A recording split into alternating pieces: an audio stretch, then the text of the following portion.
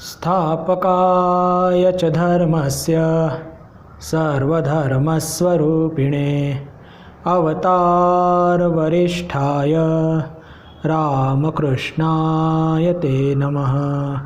जननीं शारदां देवीं रामकृष्णं जगद्गुरुं पादपद्मे तयो श्रित्वा प्रणमामि मुहुर्मुहुः। नमः श्रीयतिराजाय विवेकानन्दसूरये सच्चित्सुखस्वरूपाय स्वामिने तापहारिणे श्रुतिस्मृतिपुराणानाम् आलयं करुणालयं नमामि भगवत्पादं शङ्करं लोकशङ्करं शङ्करं शङ्कराचार्यं केशवं बादरायणं सूत्रभाष्यकृतौ वन्दे भगवन्तौ पुनः पुनः भगवन्तौ पुनः पुनः। नमस्कार, आपल्या सर्वांचं पुनश्च एकदा या व्हर्च्युअल वर्गामध्ये मनःपूर्वक स्वागत। आज बुधवार आणि ठरल्याप्रमाणे आपण आत्मबोध या ग्रंथावर चर्चा करणार आहोत। मागच्या वेळेस 33वा श्लोक त्याची चर्चा आपण केली होती मनाच्या संदर्भात। थोडंसं वाचूया, थोडी चर्चा करूया आणि मग पुढे जाऊया। अमनस्त्वात् न मे दुःखरागद्वेष भयादयः अप्राणो हि अमनः शुभ्रः इत्यादी श्रुतिशासनात्। अमनस्त्वात् न मे दुःख, अमनस्त्वात् म्हणजे मी मन नाही म्हणून मला दुःख नाही, राग नाही, द्वेष नाही, भय नाही। म्हणजे जे मनाच्या बोधालाच सत्य आहे असं समजून जगतात, म्हणजे तुम्ही आणि मी, त्यांना भय, दुःख, राग, द्वेष हे सगळं त्यांना सोसावं लागतं। अप्राणो हि अमनः शुभ्र, पण मी कसा आहे, मी म्हणजे आचार्य म्हणतात ते की आपलं खरं स्वरूप काय आहे। अप्राणो, मी प्राण पण नाही आहे, अमनः मन पण नाही आहे, मग कसं आहे, शुभ्र। शुभ्र म्हणजे कोणत्याही प्रकारची मलिनता, कोणत्याही प्रकारचे विकार माझ्यामध्ये नाही। इत्यादी श्रुतिशासनात, असं श्रुती सांगत आहे। श्रुती सांगत आहे म्हणजे नेमकं काय, ऋषी मुनी ज्यांना हे आत्मतत्व अनुभवात आलेलं आहे असं ते सांगतात। कारण की ऋषी मुनींनी आत्मतत्व ज्यांना अनुभवात आलं आणि त्यांनीच मंत्ररूपामध्ये सगळ्या उपनिषदामध्ये जे मंत्र सांगितले गेलेले आहे त्याच्यामधलेच हे सगळे वर्णना आलेली आहे आणि त्या श्रुतिवचनांचाच संदर्भ घेऊन इथे आचार्यांनी म्हटलं आहे श्रुतिशासनात। श्रुतीने असं सांगितलं आहे की आपण सर्व कसे आहोत, म्हणजे आपलं खरं स्वरूप काय आहे, अप्राण अमनः।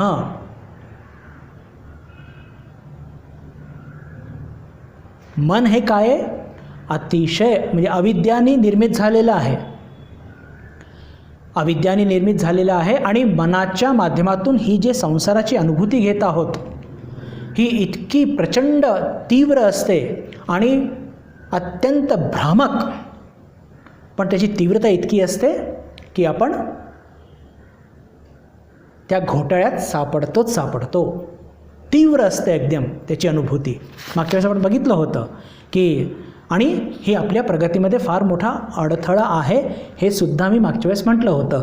आता हे सगळी चर्चा होत असताना काही लोकांना कदाचित कन्फ्युजन झालं असेल की अहो हे मन तर किती चांगलं आहे, किती चांगले विचार याच्यात येतात,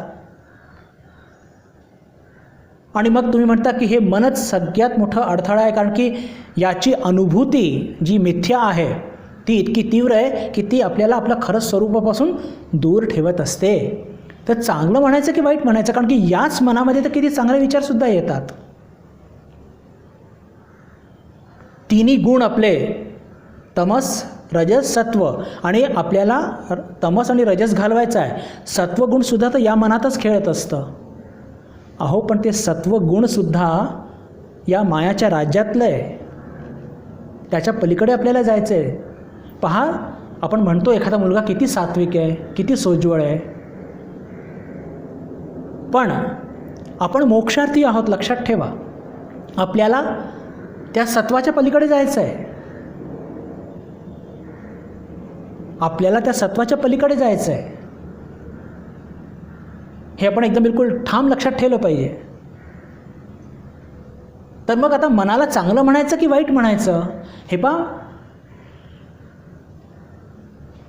मनाला जोपर्यंत आपण आपल्या कह्यात ठेवतो आणि आपल्या कामाला लावतो, म्हणजे मोक्षप्राप्तीच्या, तोपर्यंत तो चांगला आहे. जोपर्यंत आपण मनाचे मालक आहोत तोपर्यंत तो चांगला आहे. याच्यामध्ये पहा, कन्फ्युजन करण्याची काही आवश्यकता नाही आहे. पण जर मन आपल्याला चालवत असेल तर तो आपला सर्वनाश आपण ओढावून घेत आहोत.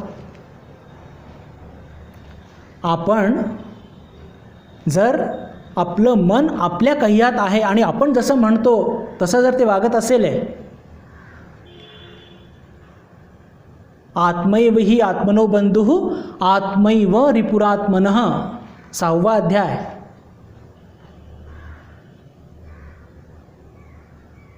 की हे जे तिथे आत्मशब्द वापरला आहे, पण त्याचा अर्थ तिथे आपल्याला मन घ्यायचं आहे. 6वा अध्यायामध्ये 5वा श्लोक आहे. आत्मैव हि आत्मनो बंधुः आत्मैव रिपुरात्मनः उद्धरेत.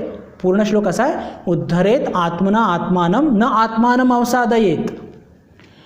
आता तिथे आत्मा आत्मा आत्मा आत्मा, पण त्याचा अर्थ आपल्याला मन मन वगैरे घ्यायचं आहे. जेव्हा आपण त्याची चर्चा करू तेव्हा सखोल जाणारच आहोत. पण जर हा कन्फ्युजन असेल की महाराज तुम्ही कधी मनाला चांगलं म्हणता कधी वाईट म्हणता, नेमकं आहे काय? तर मन जोपर्यंत आपल्या कह्यात आहे, आपला मित्र आहे,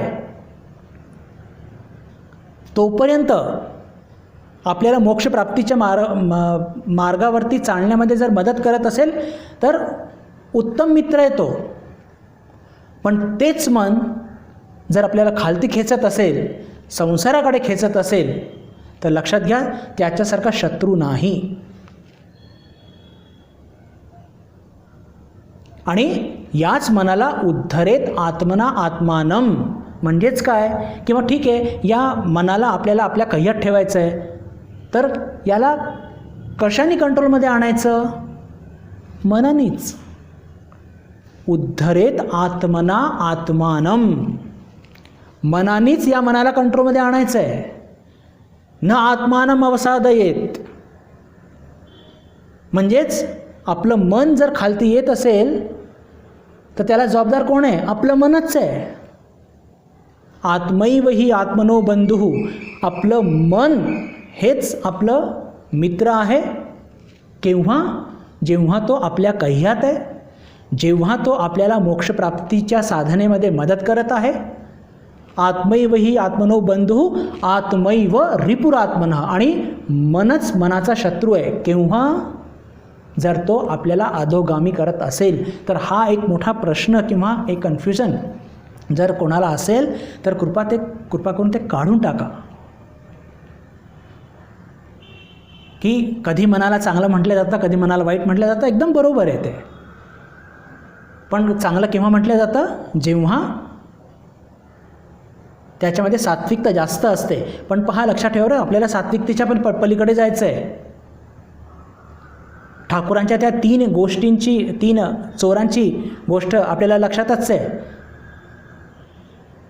शेठजी जंगलात जात असतात, 3 चोर पकडतात. एक चोर म्हणतो की याला मारून टाका, दुसरा म्हणतो नाही नाही याला बांधून घ्या, तिसरा म्हणून ते दुसरा जेव्हा म्हणतो की त्याला बांधून द्या, त्याच्याकडनं सगळं काही हिसकतात, त्याला त्या एका झाडाने बांधून देतात, तिन्ही चोर तिथून पसार होतात.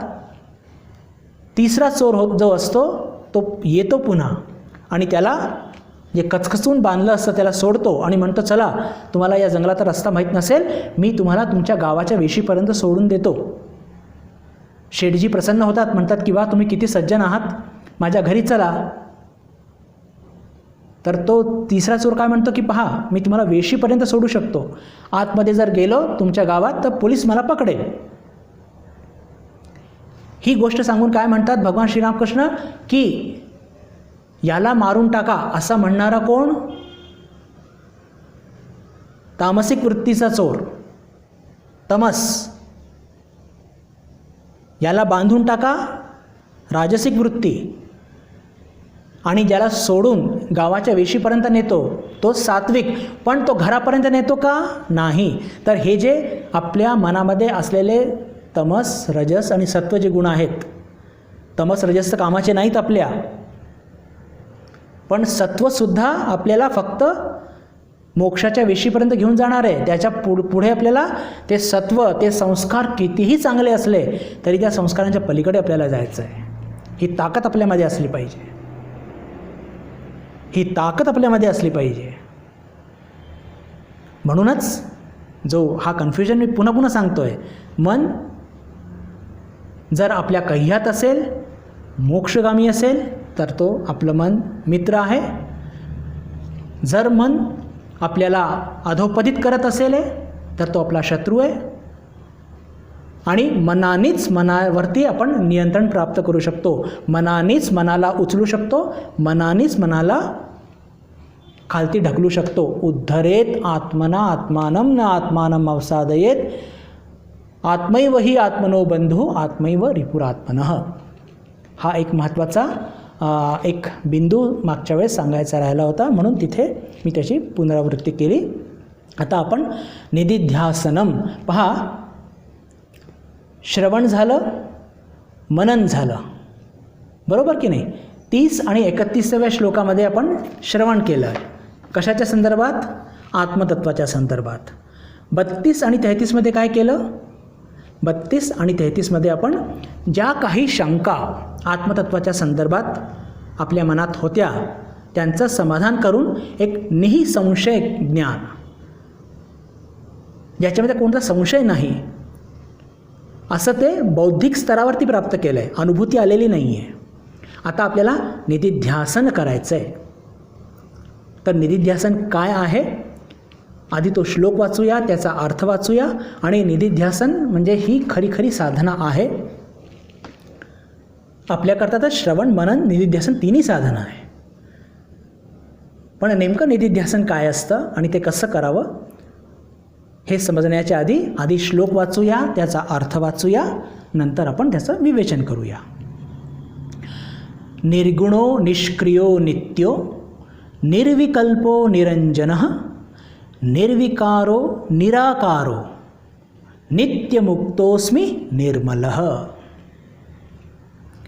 निर्गुणो निष्क्रियो निर्विकल्पो निरंजनः निर्विकारो निराकारो. पहा, शब्दांचा खेळी बघा.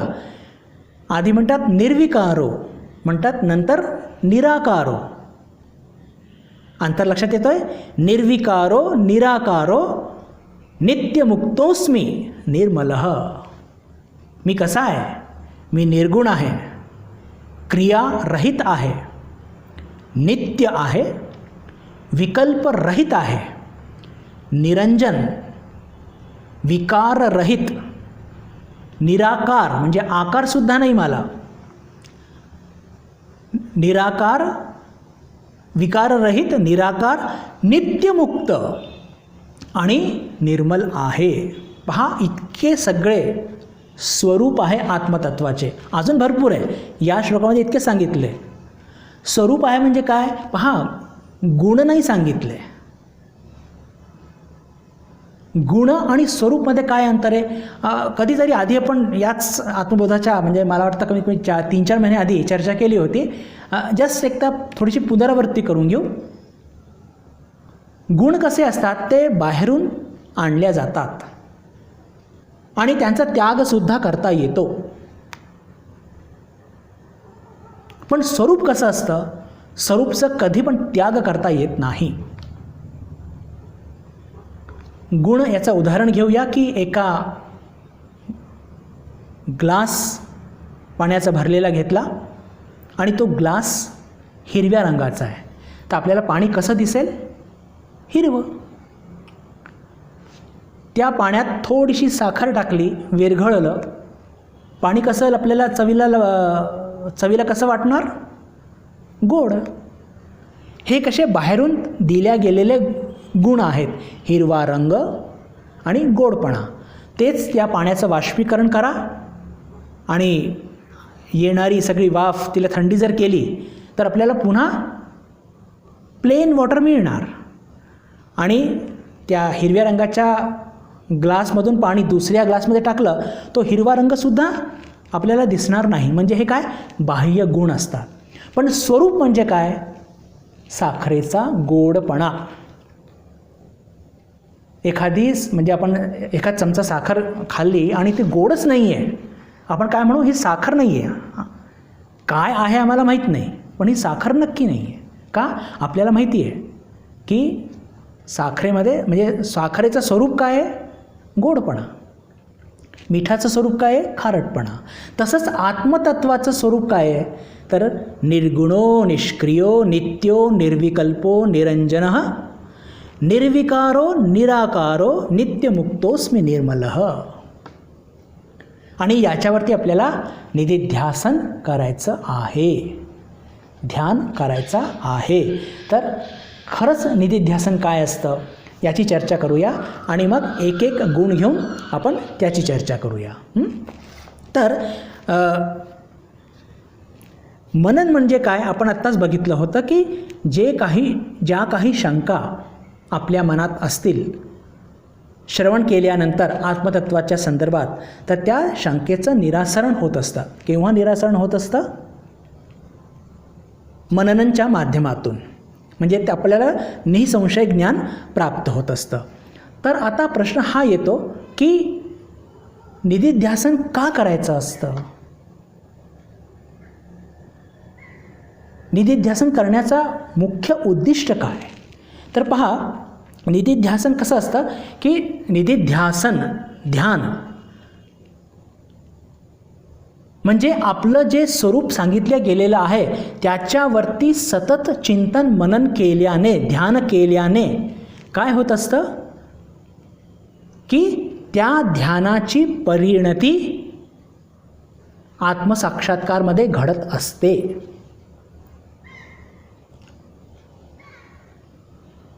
मी पुन्हा सांगतो, निधिध्यासन म्हणजे काय? ध्यान. कशावरती? आपल्या स्वरूपावरती. स्वरूप कसं? निर्गुणो निष्क्रियो नित्यो निर्विकल्पो निरंजनः निर्विकारो निराकारो नित्यमुक्तोस्मि निर्मलः. मी निर्गुण आहे, क्रियारहित आहे, नित्य आहे, विकल्परहित आहे, निरंजन आहे, विकाररहित आहे, निराकार आहे, नित्यमुक्त आहे आणि निर्मल आहे. हे माझं स्वरूप आहे. आणि याच्यावरती जेव्हा आपण सतत ध्यान करू त्यांनी काय होणार? आपल्याला आत्मसाक्षात्कार, आपली या ध्यानाची परिणती आत्मसाक्षात्कारमध्ये होणार. इथे एक फार मोठा एक प्रश्न येतो की पहा बंधू भगिनींनो, आत्मसाक्षात्कार म्हणजे हे काही एक घटना नसते, हा काही इव्हेंट नसतो. माझा म्हणण्याचा काय अर्थ आहे की एखादी अंधकार खोली आहे किंवा आपण घरात येतो, आपल्या संध्याकाळच्या वेळेस बाहेर कुठे गेलो आहोत, आपण मठात गेलो आहोत, आरती झाली, पुन्हा घरी गेलो, दार उघडलं, अंधकार होता सगळ्या दूर, आणि आपण काय करतो? लाईट लावतो. लाईट लावल्याबरोबर इन फ्रॅक्शन ऑफ सेकंड्स काय होतं? अंधकार नाहीसा होतो आणि प्रकाश झगमग करू लागतो. बरोबर? तर हे काय झालं? हा इव्हेंट झाला, एक घटना घडली. स्विच ऑन केलं आणि अंधकार गायब झाला आणि सगळ्या दूर प्रकाश झगमग करू लागला. तसं आत्मसाक्षात्कार होतं का? बिलकुल नाही. आपण निधिध्यासनाचा बराच सखोल अभ्यास करणार आहोत. ज्या प्रकारे एखादी अशी घटना घडते, म्हणजे लाईट ऑन केला, अंधकार गेला, प्रकाश झगमगला, असं आत्मसाक्षात्कार ध्यानाच्या माध्यमातून अचानक असं लाईट झालं, असं कमीत कमी माझ्यासारख्या आणि तुमच्यासारख्या सामान्य साधकाच्या जीवनात घडत नसतं.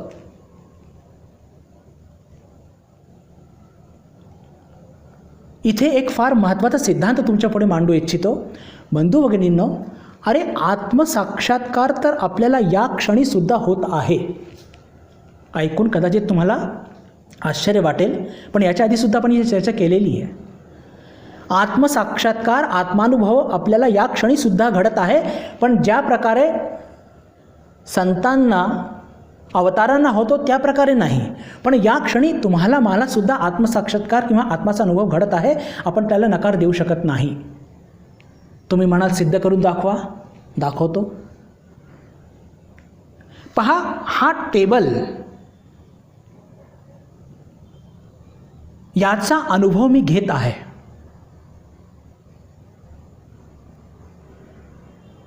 आणि या टेबलाचा अनुभव घेत असताना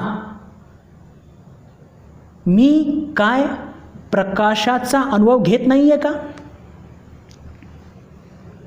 माझ्या प्रश्नाकडे जरा नीट लक्ष द्या बरं. मी आणि तुम्ही या टेबलाचा अनुभव आपण घेत आहोत, बरोबर? तर या टेबलाचा अनुभव घेत असताना प्रकाशाचा अनुभव आपल्याला मिळत नाही आहे का? मिळत आहे. अरे प्रकाश जर नसता तर हे टेबलच मला गवसलं नसतं, तुम्हालाही गवसलं नसतं. म्हणजे जगातल्या सगळ्या गोष्टी आपण बघत असताना प्रकाशाचा अनुभव, प्रकाश नसल्याशिवाय आपल्या गोष्टींचा अनुभव घेऊ शकत नाही, म्हणजे वस्तू बघू शकत नाही. बिलकुल त्याप्रमाणे या जगातली प्रत्येक वस्तू ज्याचा अनुभव आपण घेत आहोत, मग भले ते इंद्रियांच्या माध्यमातून घेत आहोत, पण लक्षात ठेवा हे त्याचं प्रमाण आहे की त्या गोष्टी आपल्याला आत्मतत्वाच्या माध्यमातून बघायला मिळतात. जसं वस्तूंचा अनुभव आपल्याला घेत असताना प्रकाश हा तिथे उपस्थित आहेच, म्हणूनच आपल्याला वस्तू दिसतात आहे. बिलकुल त्याचप्रमाणे पहा, एक सिद्धांत आपण आधी अजून एकदा चर्चा केली होती, कदाचित थोडंसं एक जड जाईल, पण बिलकुल जड नाही आहे. जगातलं प्रत्येक ज्ञान, आपण म्हणतो आत्मतत्व कसं आहे? ज्ञानस्वरूप. सत्यम ज्ञानम अनंतम ब्रह्म. याचा अर्थ काय की जगातलं सगळं ज्ञान, दोन अर्थ आहेत. एक तर आत्मज्ञानस्वरूप आहे आणि दुसरा अर्थ की जगातलं प्रत्येक ज्ञान हे आत्मतत्वाच्या माध्यमातूनच मिळतं आहे आपल्याला. जसं हे टेबल आपल्याला गवसतं आहे म्हणजे तिथे लाईट आहे, तसंच जगातलं जितकं पण ज्ञान घेत आहोत, हे सेक्युलर नॉलेज ज्याला म्हणतो, तर प्रत्येक सेक्युलर नॉलेजच्या मागे ते आत्मतत्व ज्ञानस्वरूप झळकत आहे, म्हणून आपल्याला ज्ञान मिळत आहे. आपण फिजिक्स वाचतो, केमिस्ट्री वाचतो किंवा जगातलं कोणतंही ज्ञान घेत असतो, तर प्रत्येक ज्ञान हे आत्मतत्वाच्या इन अँड थ्रू हा शब्द वापरतात इंग्लिशमध्ये. प्रत्येक ज्ञान हे सेक्युलर नॉलेज हे इन अँड थ्रू आपल्याला आत्मतत्वाच्या माध्यमातूनच मिळत असतं, म्हणून आत्मतत्वाला ज्ञानस्वरूप म्हणतात. तर माझा म्हणण्याचा काय अर्थ काय की आपण हे सगळे जे पाची इंद्रियांच्या माध्यमातून या जगाचं ज्ञान घेत आहोत, याचाच अर्थ हे स्वतः सिद्ध होतं आहे की जर आत्मतत्व नसतं तर हे ज्ञान आपण घेऊ शकलो नसतो. पण याचा अर्थ आपण आत्मसाक्षात्कारी आहोत का? नाही. थोडी जगलरी होत असेल, पण मी पुन्हा स्पष्ट करतो की आपला विषय काय निघाला होता की निधिध्यासन म्हणजे ध्यान करणे, आणि ध्यान कशावर करणे? आपल्या आत्मस्वरूपावरती. कोणते कोणते स्वरूप आहेत? निर्गुणो, निष्क्रियो, नित्यो, निर्विकल्पो, निरंजनः, निर्विकारो, निराकारो, नित्यमुक्तोस्मी निर्मलः. आणि ध्यान करता करता आपल्याला आत्मसाक्षात्कार घडणार आहे, पण तो काही एखाद्या घटनेसारखा नाही घडणार आहे. बरं, हे पण लक्षात ठेवलं पाहिजे. कसं घडणार तेही मी सांगणार, अर्थातच ठाकूरांनी सांगितलं आहे ते.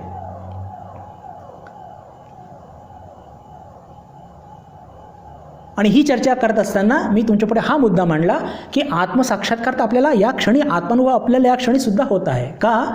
कारण की या जगाचं जे आपण सगळं ज्ञान घेत आहोत, हे सगळं ज्ञान आत्मतत्वामध्ये उपलब्ध आहे आणि आपल्यामध्ये सुद्धा तेच आत्मतत्व उपलब्ध आहे, म्हणून आपल्याला हे सगळं ज्ञान होत आहे.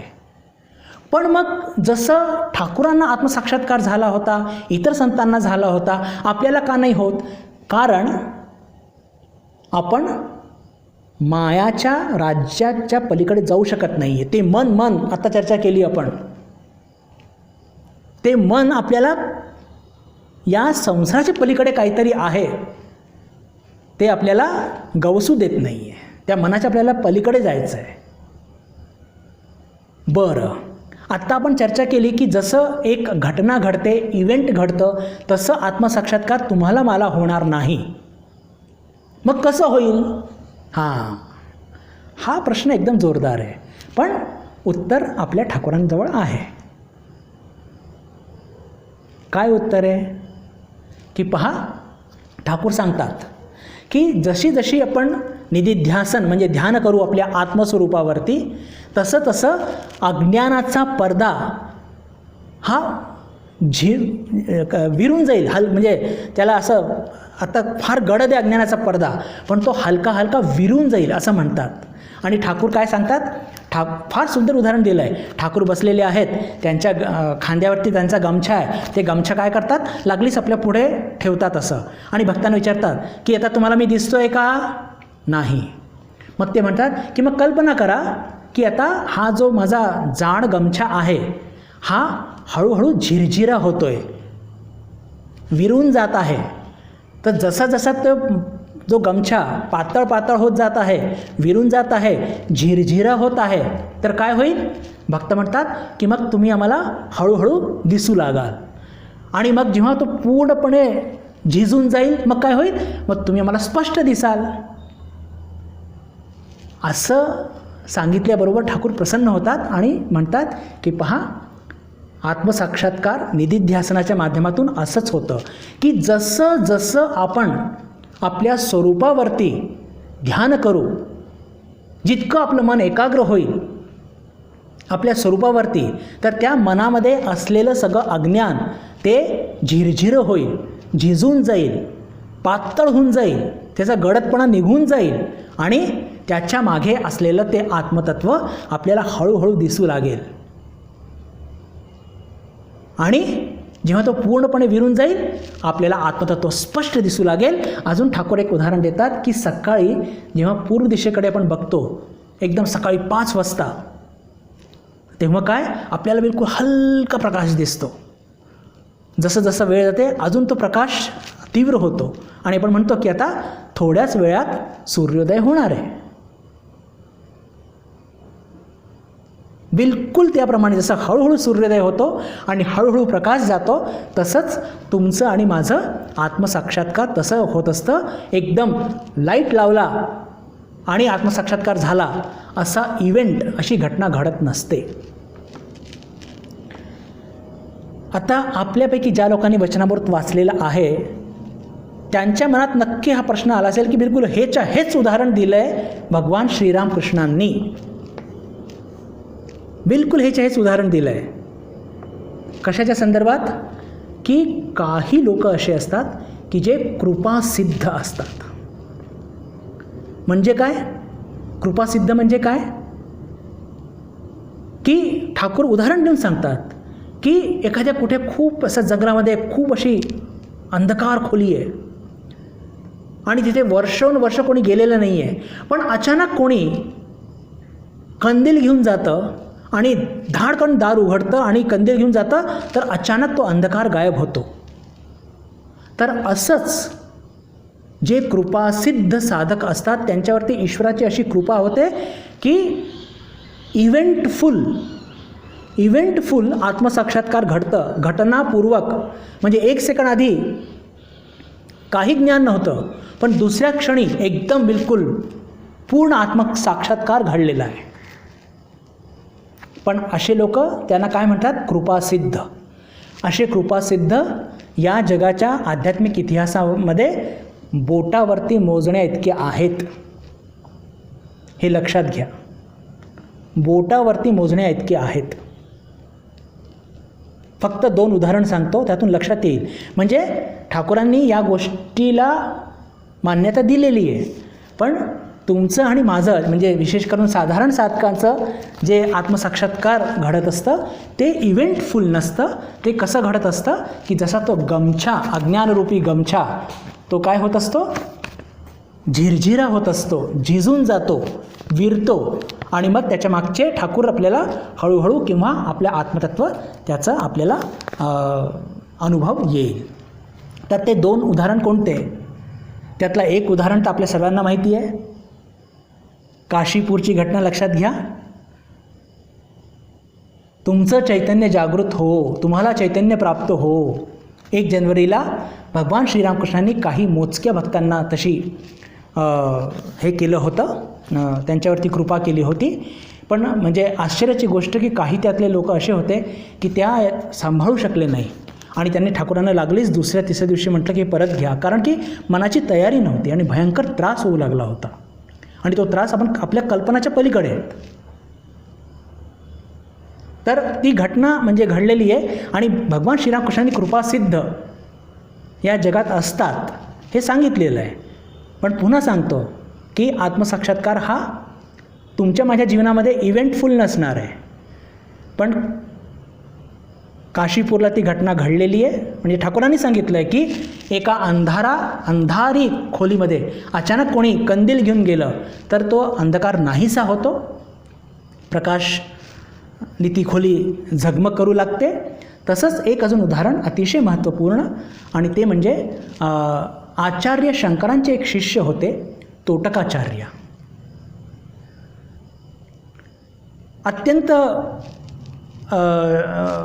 आता काय म्हणायचं त्याला, मंदबुद्धी म्हणणं योग्य नाही. आता आचार्यांचे शिष्य होते आणि मंदबुद्धी कसं होऊ शकतात, पण त्यांना वर्गात काही कळायचं नाही. त्यांचे इतर जे शिष्य होते, सुरेश्वराचार्य, पद्मपाद, हस्तानमलक, हे अतिशय विद्वान.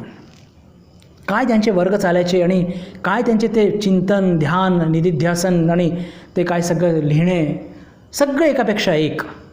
पण आचार्यांचं एक फारच आगळं आणि वेगळं प्रेम या तोटकाचार्यांवरती होतं.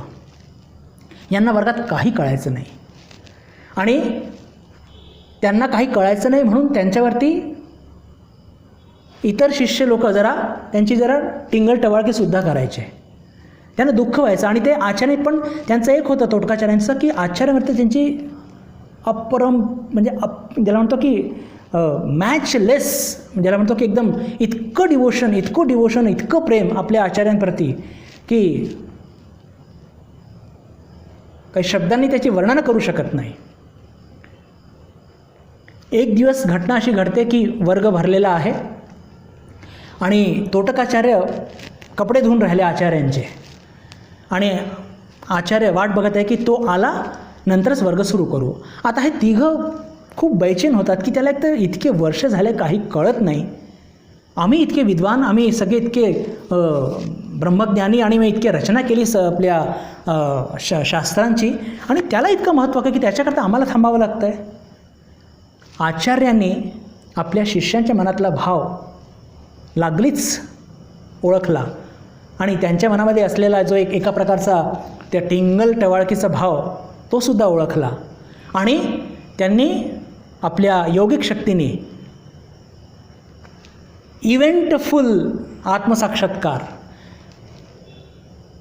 नदीवरती कपडे धुवून राहिले तोटकाचार्य, आणि त्या योगिक शक्तीने त्यांची ती मेधनाडी उघडली, आत्मसाक्षात्कार झाला, आणि आपल्या हातात ते कपडे घेऊन आणि आचार्य शंकरांच्या स्तुतीमध्ये विदिता अखिल शास्त्र सुधा जलदे, तो अतिशय सुंदर स्तोत्र आचार्यांच्या स्तुतीमध्ये गात गात ते वर्गामध्ये प्रवेश करतात आणि ज्या मुलाला संस्कृतचं अ ब स माहीत नाही तो इतक्या कठीण छंदामध्ये एक स्तोत्राची रचना करत येत आहे आणि काय त्या शब्दाची रचना आहे हे सगळे शिष्य हतप्रभ होतात.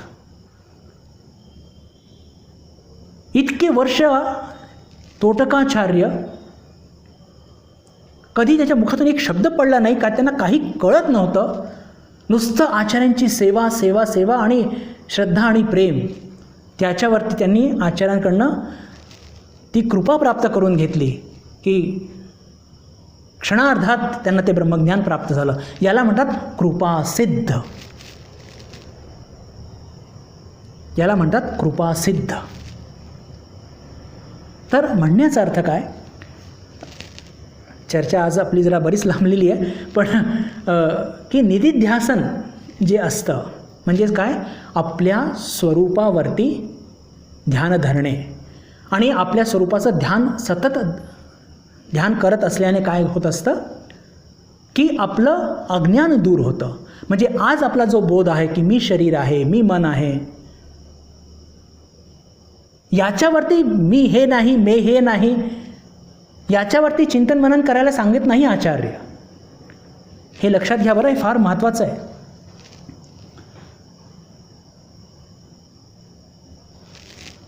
मी मन नाही, मी बुद्धी नाही, मी चित्त नाही, मी अहंकार नाही, हे इथपर्यंत ठीक आहे. पण मग मी आहे काय? मी आहे निर्गुणो निष्क्रियो नित्यो निर्विकल्पो निरंजनः निर्विकारो निराकारो नित्यमुक्तोस्मी निर्मलः.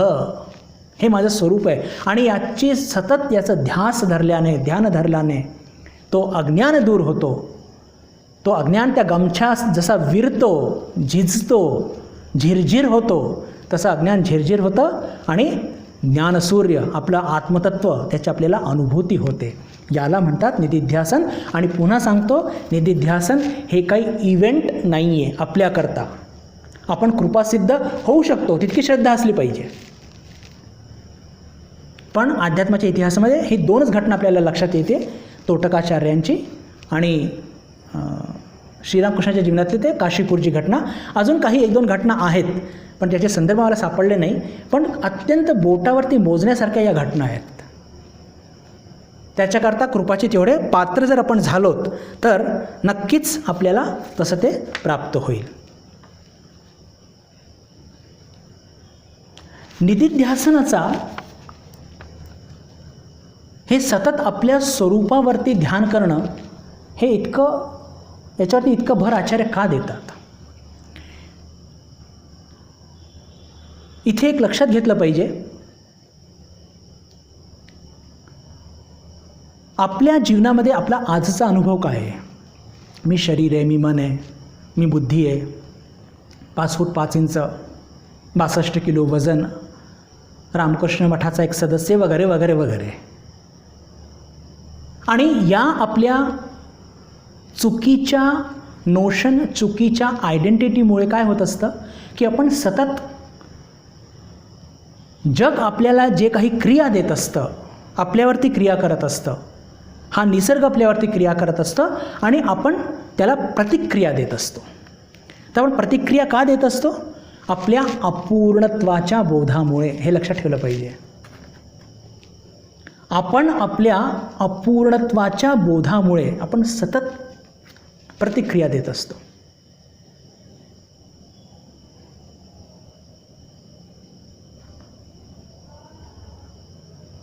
पण जर आपण पूर्ण असतो तर ही पण प्रतिक्रिया दिलीच नसती. कोणतेही आचार्य बघा ना, कोणतेही म्हणजे श्रेष्ठ संत पुरुष बघा ना, आपण प्रतिक्रिया का देतो? कारण की आपण आपल्याला अपूर्णत्वाचा बोध बिलकुल तीव्र आहे आपला. त्यांनी असं म्हणतं का? दाखवतो त्याला मी काय वस्तू आहे. पण तेच संत महापुरुष ते प्रतिक्रिया नाही देत. मीराबाईंचा इतका छळ झाला, त्यांच्या पतींचा देहावसान झाल्यानंतर त्यांच्या सासऱ्यांनी आणि त्यांच्या दीरांनी त्यांचा खूप छळ केला. अनेक मार्गाने त्यांना मारण्याचा प्रयत्न केला की त्यांना मीराबाईंचं हे कृष्ण प्रेम कळत नव्हतं. त्यांना फक्त एवढं दिसत होतं की ही राजराणी आणि राजपूत घराण्यातली ही एक स्त्री आणि अशा प्रकारे मंदिरात नाचते सगळ्यांच्या देखत, म्हणजे हे अत्यंत अपमानजनक. आणि म्हणून त्यांनी तिला मारण्याचा मीराबाईची स्थिती तर त्यांना कळत नव्हती, मीराबाईची स्थिती त्यांच्या पतीला मात्र कळत होती बरं. म्हणून त्यांनी त्यांना इतकी चांगली वागणूक दिली होती, मीराबाईंच्या पतीने मीराबाईंना इतकी चांगली वागणूक दिली होती, इतक्या श्रद्धेपूर्वक ते वागायचे. पण दुर्दैवाने त्यांचं निधन लवकर झालं आणि त्याच्यानंतर हे सगळे छळवाद सुरू झाले. म्हणजे छळवाद आधीच पण सुरू होते, पण नंतर ते जास्त झाले. पण मीराबाईंनी कधी प्रतिशोध किंवा प्रतिकार कधी नाही केला, कधी नाही केलं. का? पूर्णत्वाचा बोध होता. तर निधिध्यासन ज्याची पण चर्चा करत आहोत बंधू भगिनींनो, तर कसं आहे की जर आपल्याला आत्मस्वरूप आपल्याला अनुभवात आणायचं आहे, तर आपला जो आज अपूर्णत्वाचा बोध आहे आणि त्याच्यामुळे आपण जे काही प्रतिक्रिया या जगाला देत असतो त्याच्या विरुद्ध आपण निधिध्यासन केलं पाहिजे. मी पुन्हा सांगतो, वाक्य जरा मोठं आहे. निधिध्यासन म्हणजे काय केलं पाहिजे नेमकं? आजचा आपला बोध काय आहे? अपूर्ण आहोत, त्याच्यामुळे आपण प्रतिक्रिया देतो. तर निधिध्यासनामध्ये काय केलं पाहिजे? जी प्रतिक्रिया आपल्या आपण जी देत असतो त्याच्या एकदम विपरीत गोष्टींवर, विपरीत सिद्धांतावरती विचार केला पाहिजे. उदाहरण घेऊन आपण समजण्याचा प्रयत्न करूया, त्याने फार लवकर कळेल. आपल्या मनामध्ये काही वासना कामना निर्माण झाल्या. वासना कामना निर्माण का होतात? अपूर्णत्वाच्या बोधामुळे. आणि आपण मोक्षार्थी आहोत, मग आपलं विवेक जागृत होतं की अरे मी तर मोक्षार्थी आहे, मला कशाला नवीन कार पाहिजे. पण पुन्हा पुन्हा ते कारचा विचार मनात येतो आहे. अशा वेळेस मग निधिध्यासनाचा उपयोग काय? मग आपण विचार केला पाहिजे की अरे मी तर तृप्त आहे, अहम तृप्तोस्मी, मी तर तृप्त आहे, माझ्यामध्ये कुठे वासना आली, मी तृप्त आहे आणि माझ्यामध्ये वासना कुठून आली. याला म्हणतात निधिध्यासन. म्हणजे जे भाव मनामध्ये आपल्याला खालती खेचतात त्याच्या विपरीत भावावरती ध्यान धरायचा, याला म्हणतात निधिध्यासन. आणि यालाच म्हणतात स्वतःच्या स्वरूपावरती चिंतन मनन करणे. आणि हे सतत केलं पाहिजे. एक अजून उदाहरण घेऊया. आपल्याला राग आला, कोणी आपल्याला काहीतरी बोललं, खूप राग आला, इमिजिएट जेव्हा आपल्याला हे लक्षात येतं की मी मोक्षार्थी आहे, मी साधक आहे, मग काय विचार केला पाहिजे? अहम शांतोस्मी, मी शांत आहे, माझा कोणी अपमान करू शकत नाही, मी शरीर नाही, मी मन नाही. पहा, हे अवघड खूप असतं, पण हे निधिध्यासन आपल्या जीवनाच्या 24 तास सतत चालू असलं पाहिजे, तरच आपल्या मनाला आपण आपल्या कह्यात ठेवू शकू. आणि नाही तर हे मन सतत भरकटत असणार, नाहीतर आपलं हे मन सतत भरकटत असणार. कोणाचा देश आपल्याला वाटला, मत्सर वाटला, तर काय विचार करावा की अरे नाही, मी आणि तो वेगळा आहे का? पहिली गोष्ट, मी साधक आहे, मी द्वेष का करावा, मी द्वेष का करावा? आणि तो ज्याचा मी द्वेष मला वाटतोय तो आणि मी तर एकच आहे, असंच आपले ठाकूर सांगतात. आणि पुन्हा त्याच्याबद्दल आपले एकत्वाच्या संदर्भात आपण ध्यान करायचं. म्हणजेच काय? निधिध्यासन म्हणजे व्यावहारिक स्तरावरती की जे विचार आपल्याला, जे भाव आपल्याला खालती खेचतात त्याच्या विपरीत भाव आपल्या मनात आणून त्याच्यावरती चिंतन मनन करायचं, त्याच्यावरती चिंतन मनन करायचं, त्याला म्हणतात निधिध्यासनम.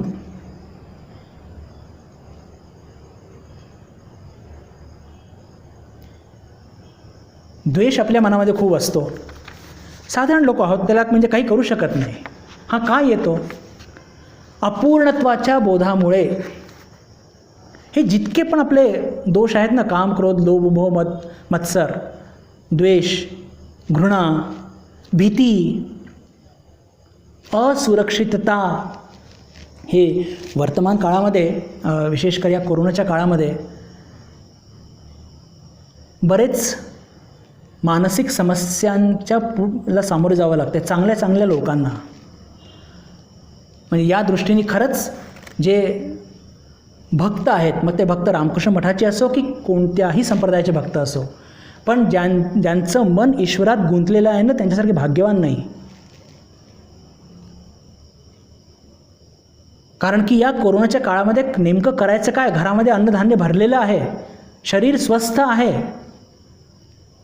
पण सकाळपासून ते मनाला कुठे गुंतवायचं आणि मग नको त्या गोष्टी सुचतात आणि मग ते घरात आदळआपट, भांडणं, असुरक्षितता, द्वेषपर्यंत येतो. कारण सतत घरामध्ये आहेत ना आणि मन ईश्वरामध्ये नाही आहे किंवा मनाला अवलंबन नाही आहे. आणि ईश्वरासारखं चांगलं अवलंबन नाही आहे. तसेच अवलंबन भरपूर असतात. T V, serials, 500 channels, YouTube वगैरे वगैरे वगैरे. आपण त्याची चर्चा आपण करणार नाही, ते आपलं क्षेत्र नाही. आणि मग या अपूर्णतेच्या बोधामुळे काय होतं की सतत तेच ते व्यक्ती, तेच ते विचार, मग तेच तो द्वेष, आणि ह्या सगळ्या गोष्टी निर्माण का होतात? द्वेष, घृणा, मत्सर, क्रोध, असुरक्षितता. म्हणजे अल्टिमेटली काय होत असतं की या सगळ्या गोष्टीची परिणती कुठे होते? इनसिक्युरिटी. मग घरातल्या प्रत्येक लोकांना, सगळेजण घरात असूनसुद्धा इन्सिक्युअर फील करतात. याच्याकडनं मला काहीतरी भीती वाटते, त्याच्याकडनं मला काहीतरी भीती वाटते. का होतं असं?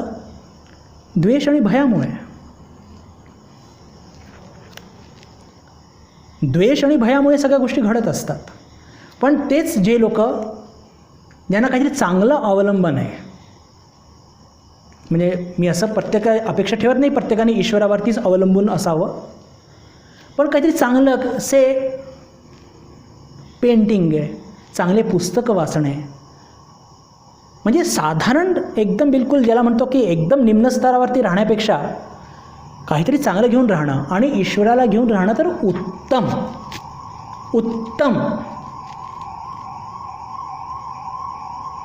तर माझं म्हणण्याचा अर्थ काय की आता कोरोनाचा हा काळ सुरू आहे म्हणून हे भय, द्वेष, मत्सर आणि त्यातून निर्माण झालेली इनसिक्युरिटी फिलिंग, आणि ह्या द्वेषामध्ये याच्या संदर्भात जेव्हा चर्चा करत आहोत, हा काय म्हणजे हे संपूर्ण जगामध्ये हा जो द्वेष भरलेला आहे ना, या सगळ्या मायेचा जो आधार माहिती काय आहे? हा द्वेषच आहे. एक सुंदर श्लोक मी घेऊन आलेलो आहे. काहीतरी इतर वाचत असताना काही महिन्याआधी हा श्लोक मला सापडला होता, म्हणून मी ते घेऊन आलो, तुमच्यापुढे वाचतो, त्यातून लक्षात येईल. चर्चा आपली काय सुरू आहे? निधिध्यासनम. म्हणजेच आपल्या मनामध्ये अपूर्णत्वाच्या बोधामुळे जे भाव जन्माला येतात त्यांना नाहीसे करण्याकरता त्यांचे विपरीत भावांवरती ध्यान करायचा.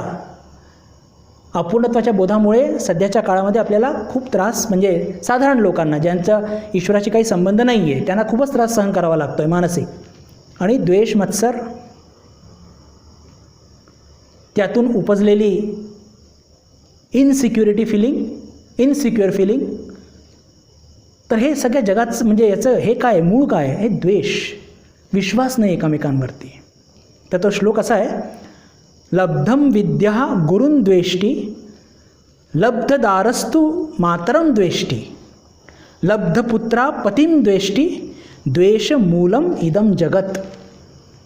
पहा, म्हणजे पहा सगळे डायमेन्शन कव्हर केलेले आहेत. लब्ध विद्या गुरुं द्वेष्टी म्हणजे गुरूंकडून ज्ञान प्राप्त केल्यानंतर तो शिष्य काय करतो? गुरूंचा द्वेष करू लागतो. प्रत्येक ठिकाणी असं घडतं मी असं म्हणत नाही, पण हे कुठेतरी एखाद्या सुज्ञ जे आचार्य आहेत त्यांनी कुठेतरी लिहिलं आहे. कोणी लिहिलं आहे हे मला काही सापडलं नाही, पण एक फार बोधकारक गोष्टी आहेत आणि साधक जीवनाकरता फार महत्त्वाचं आहे. लब्ध विद्या हा गुरुंद्वेष्टी, म्हणजे गुरूंकडून ज्ञान प्राप्त झाल्यानंतर मग आपण गुरूंची अवहेलना करू लागतो. पुन्हा सांगतो, सगळ्या वेळेस असं होतं असं जरूर नाही, पण असं घडत असतं किंवा घडू शकतं. लब्धदारस्तु मातरम, म्हणजे मुलाला जेव्हा पत्नी लाभते तर तो आपल्या आईची अवहेलना करतो, आणि हे आपण सगळ्या दूर बघतोय. विदाऊट एक्सेप्शन बघतोय आपण हे सगळं. पत्नी आली की मुलाकडून आईची अवहेलना होते. पुन्हा सांगतोय, हे पॉसिबिलिटीज आहे सगळ्या, म्हणजे सगळ्याच घराकरता हे लागू पडतं आहे मी असं म्हणत नाही.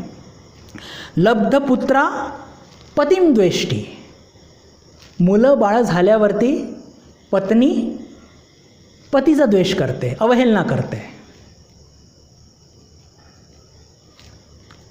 द्वेष मूलम इदम जगत, या सगळ्या जगाचं मूळ काय आहे?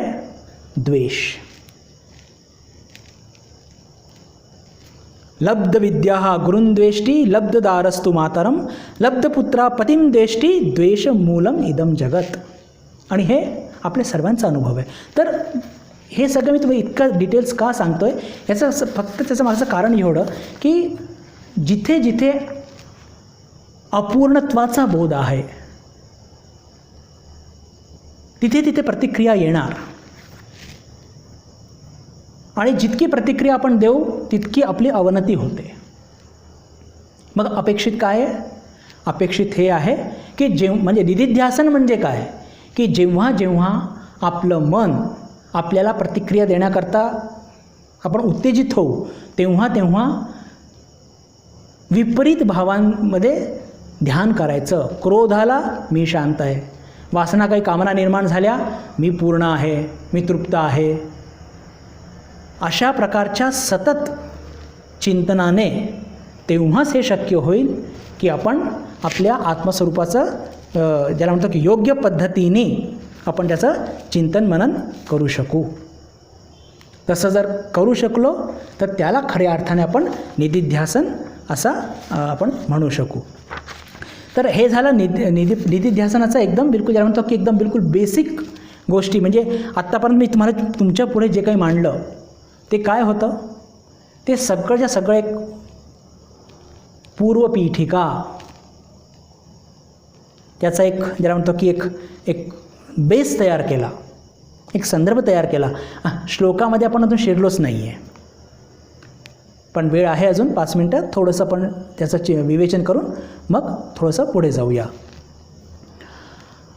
श्लोक काय म्हणतो आता पहा. निधिध्यासन म्हणजेच काय, आपला आजचा बोध आहे मी अपूर्ण आहे, तर सतत जर मी ध्यान केला माझ्या पूर्ण स्वरूपावरती, माझ्या खऱ्या स्वरूपावरती, तर ते मला कधी ना कधी प्राप्त होईल, हळूहळू प्राप्त होईल. म्हणजे जसा तो गमछा झिरझिर होतो हळूवारपणे तसं ते होईल.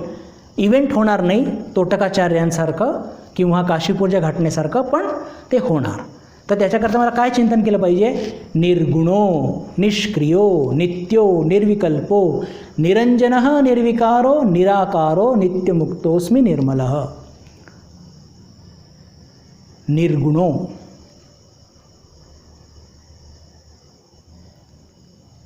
ज्या गोष्टी या प्रकृतीच्या आवाक्यात आहेत त्यांना आपण पदार्थ किंवा सामग्री म्हणतो, आणि त्या प्रत्येक गोष्टीला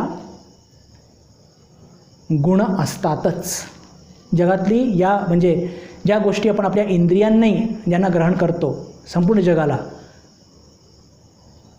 प्रत्येक गोष्टी तुम्ही घ्या, प्रत्येक गोष्टी काही ना काही गुण असणारच.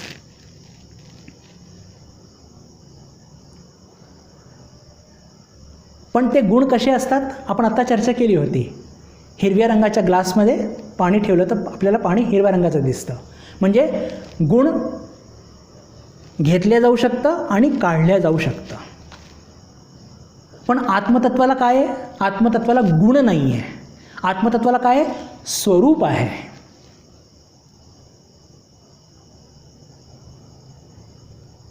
आणि स्वरूप गोष्ट कशी असते की ती कधी पण ढळत नसते. आणि ढळली तर मग ती वस्तूच नाही. ती जर साखर गोड नसेल तर ती साखर नाही आहे हो. म्हणजेच काय, आत्मतत्व हे निर्गुण आहे, त्याच्यामध्ये गुण कोणतेच नाही आहे. हां, पण आत्मतत्वामध्ये स्वरूप आहे आणि त्याचे काय काय लक्षण आहे हे आपण चर्चा करत आहोत. पहिलंच आहे की निर्गुण. आता आपल्याला लक्षात असेल बंधुगिरी की 24वा श्लोक आपण जेव्हा चर्चा केली होती त्याचं थोडंसं आपण एक संदर्भ घेऊया, कारण की याच्यामध्ये पण सुद्धा स्वरूप लक्षण सांगितले आहेत. कसे? थोडंसं वाचतो मी, त्याचा अर्थ वाचूया. श्लोक नंबर 24 आत्मबोध.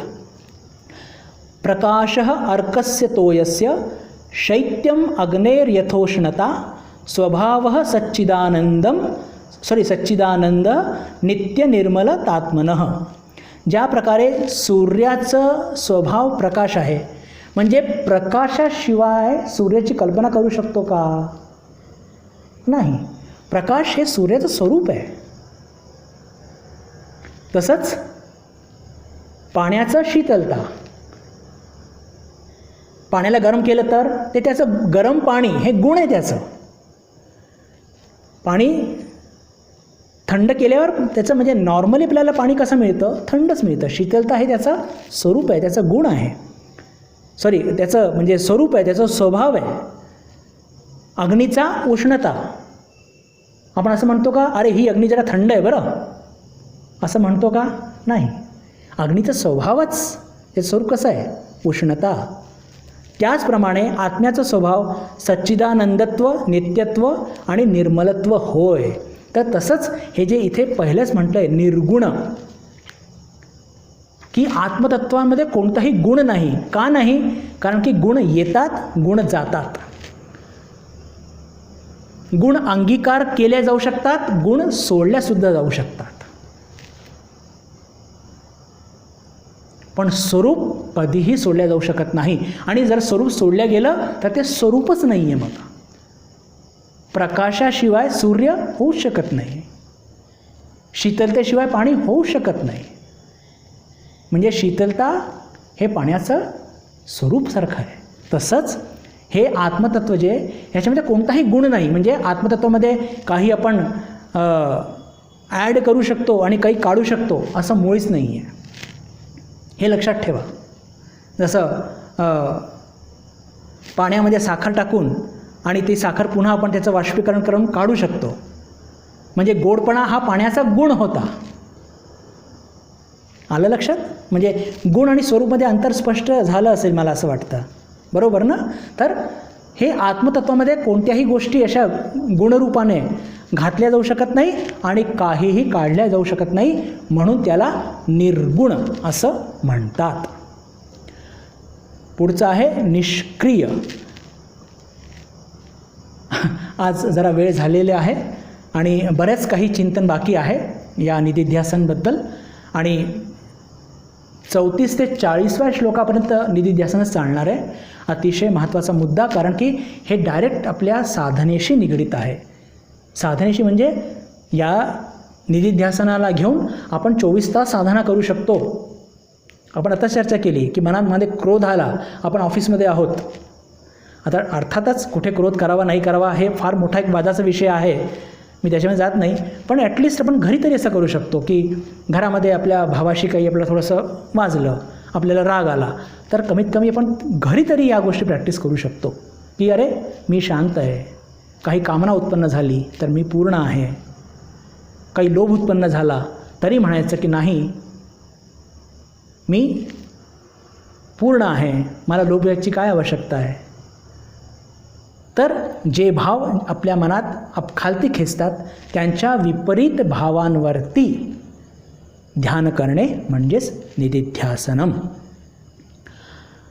आजची वेळ आपली संपलेली आहे. हा श्लोक आपण त्याची अजून थोडंसं भूमिका मांडून आणि मग पुढच्या वेळेस त्याला पूर्ण करण्याचा प्रयत्न करूया. आज आपण इथेच थांबूया. येत्या शुक्रवारी भगवद्गीतेवर आपला वर्ग होणारच आहे. त्या दिवशी आपली सर्वांशी पुन्हा भेट होईल. आपल्या सर्वांशी अशी मनात आशा ठेवून आपल्या सर्वांशी पुन्हा निरोप घेतो मी. नमस्कार. ओम शांती शांती शांती. हरि ओम तत्सत. श्रीरामकृष्णार्पणमस्तु.